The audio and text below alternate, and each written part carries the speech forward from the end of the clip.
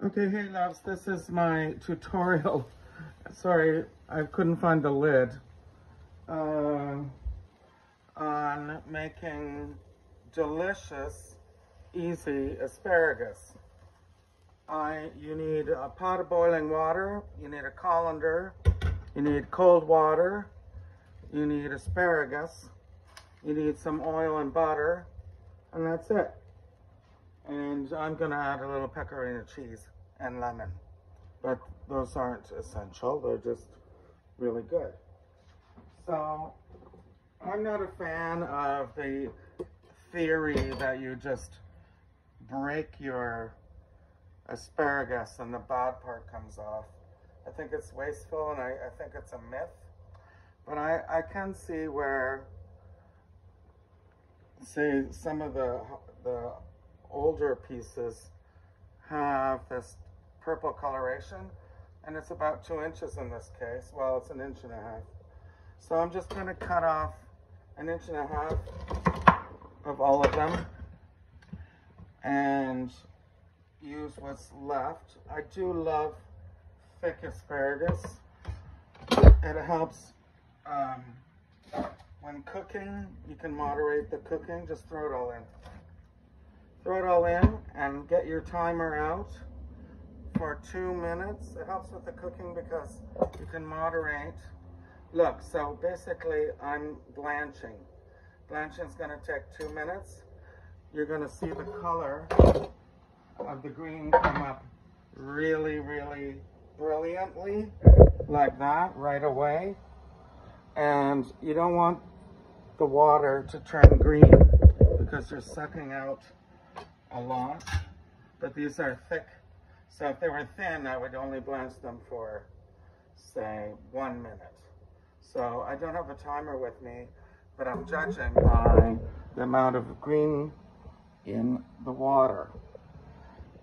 And you gotta get the water, now you gotta get your chat going, because when I do this for customers, and when I do this for haricots verts or French or even regular green string beans, I put them immediately into an ice bath.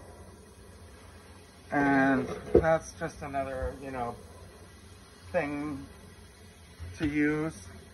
And I don't like using it on a daily basis. So I can see the green.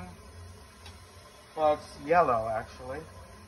And we don't want, it's basically done. But we want to get our water really cold because we're not using an ice bath. So basically you could dump this whole thing in, or just throw these right into the colander and make sure that you spread the cold water out to stop it from cooking, and that will give you the beautiful green color.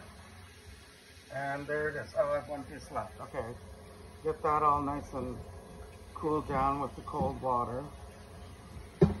I'm avoiding using, okay, so that's too much. That's too much. The water's totally yellow. And these pieces, but notice the pieces are not, you can use another device. You don't have to use this one. But it's not floppy. It should never be floppy. You want to bite to them. And they're going to cook a little more in your skillet. So we have the skillet here. Sorry, I did that. And it's on way too high because that was boiling. We just want to cool down all the asparagus. The small ones are a little floppy. That's okay, but we're just trying to preserve the color and, more importantly, the nutrients. So I'm putting them in my hand under the cold water, getting them cooled down, so we don't lose the color and we don't lose the nutrients. Okay, so the skillet's on. We're going to add some Evo, extra virgin olive oil, and that pan's going to become, well, you can see it's got a shimmer already. So I want to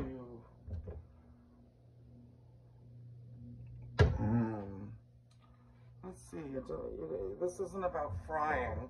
This is about reheating and cooking through. So I'm going, and also adding flavor. So I'm going to add a spoon, I guess. I'm going to add some butter, and we're going to cook them in butter with the olive oil. And the reason I'm doing that is because, and there it is, the foaming and the sizzle. So actually, this is just so you don't really need a sauce. You're going to toss them in cooked butter, in frothed butter, and here we go. And that's going to be probably a minute to cook them through, but you're basically glazing them with butter. Let's just see how this is the kind of frothy butter you saute steaks in. Now we're going to get a lemon.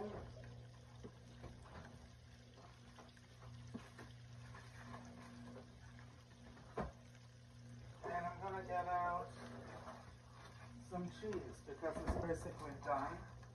And I'm using pecorino, but you can use Parmesan or none. So basically, you just toss this around for another, I mean, these are quite thick, but you don't want to lose the color and you don't want to lose the, you don't want to overcook them. See, they're floppier. So basically another 2 minutes. I don't have my timer, I'm just going to use my eyeball. And then we're going to get out a plate or a serving platter. I'm going to eat these over the next 2 days.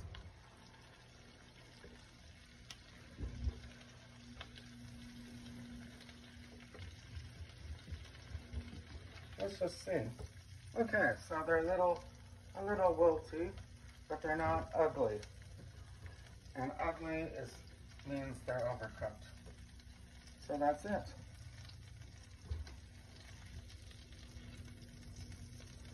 If you want, I didn't add any salt and pepper.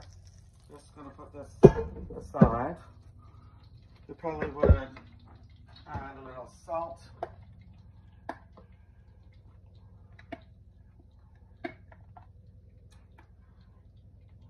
Just a little. I didn't salt the water. I didn't salt I didn't have time to salt them. Little pepper.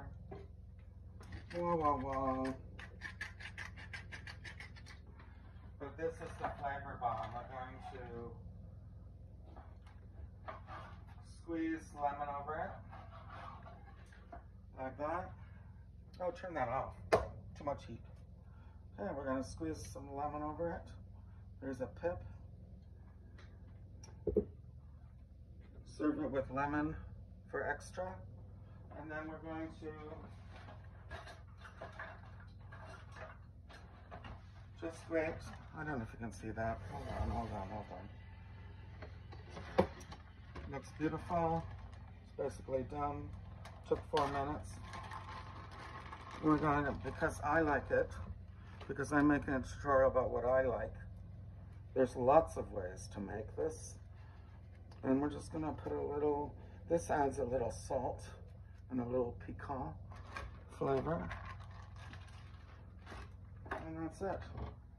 Easy, perfect, always perfect. Deliciousness. Oops, I just dripped some of the butter juice. Some of the lemon butter. Okay, looks good.